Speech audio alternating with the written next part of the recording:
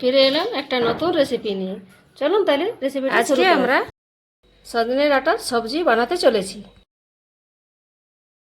এবারে দিয়ে দিচ্ছি সরিষার তেল। তেল গরম হয়ে গেছে, সামান্য কিছু হলুদ গুঁড়ো দিয়ে দিচ্ছি যাতে তেলটা না ছিটকে যায়। এবারে বেগুনগুলো ভালো করে ভেজে নেব।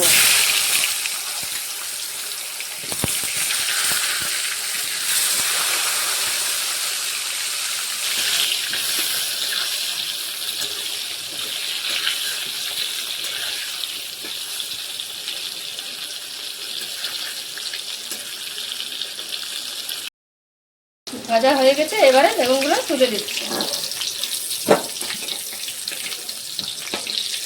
এরপর আলু আর সজনে ডাঁটা একসাথে দিয়ে দিচ্ছি।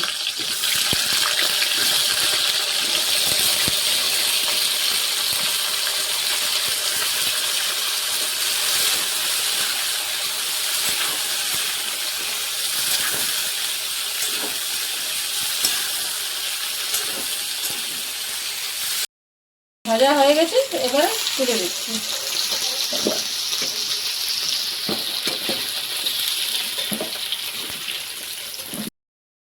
কিছু তেল দিয়ে দিচ্ছি। এবারে ফোড়নে দিয়ে দিচ্ছি জিরা ফোড়ন, পাঁচ ফোড়ন আর লঙ্কা ফোড়ন আর তেজপাতা। এবারে কেটে রাখা পেঁয়াজগুলো দিয়ে দিচ্ছি।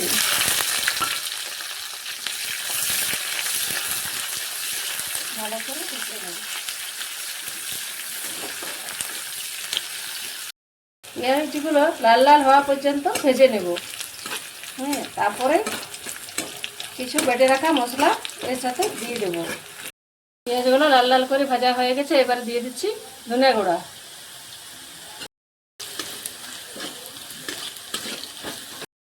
তারপরে হলুদ গুঁড়া দিয়ে দিচ্ছি। তারপরে দিয়ে দেব বেটে রাখা আদা রসুনের পেস্ট আর কাঁচা লঙ্কা।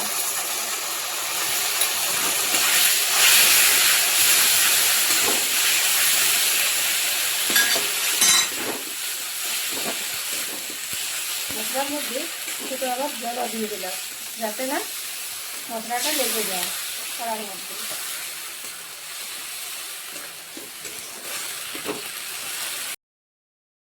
পরিমাণে লবণ দিয়ে দিচ্ছি।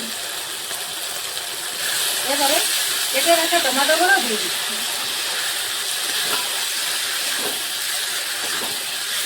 ভালো করে মশলাটা কষিয়ে নেব। যতক্ষণ না মশলা থেকে তেল ছাড়ছে ততক্ষণ আমরা মশলাটাকে ভালো করে কষিয়ে নেব।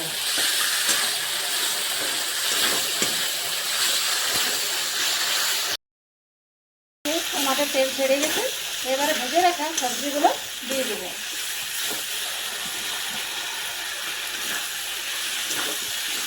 ভেজে রাখা সবজিগুলো কিছুক্ষণ ভালোভাবে কষে নিতে হবে এবং সবজির মধ্যে সব মশলাটা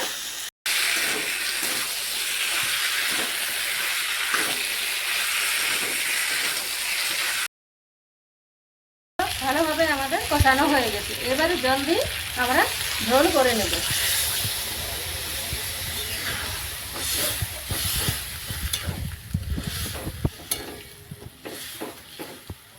আমাদের এই রেসিপিটা কেমন লাগলো আপনারা একবার কিন্তু বাড়িতে বানিয়ে দেখবেন, আর যদি ভালো লাগে আমাদের কিন্তু পাশে থাকবেন।